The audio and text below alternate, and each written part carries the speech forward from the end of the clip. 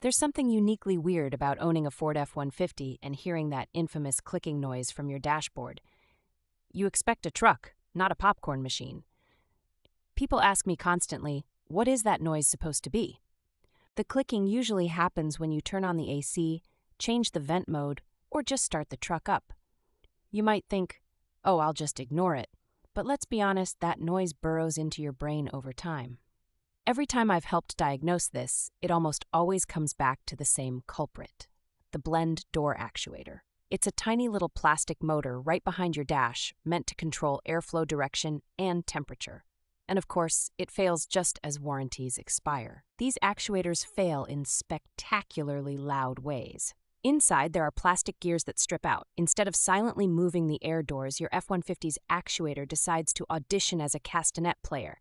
Click, click, click. If you've ever hoped the noise might go away on its own, trust me, it won't.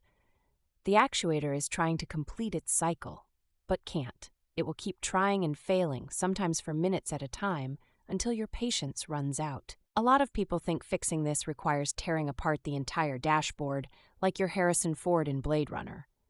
Truth is, it's a bit annoying, but not that dramatic, if you have the right info and a bit of patience.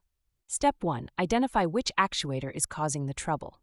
Your F-150 can have more than one. Common spots are under the glove box, right behind it, or sometimes up high and to the left of the steering wheel.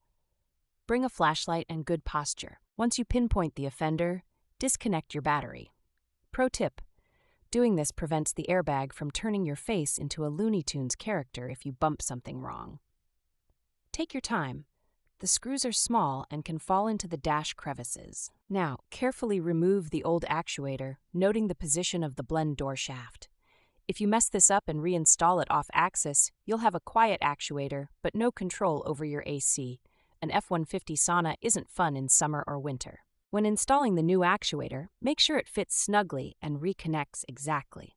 I've seen people strip the screw holes by over-tightening, which means you get to buy a new dash panel. That usually turns a $25 fix into a $400 ouch. Reconnect your battery and test all your vent modes and temperature settings before closing everything up. If you still hear clicking, there may be a second actuator.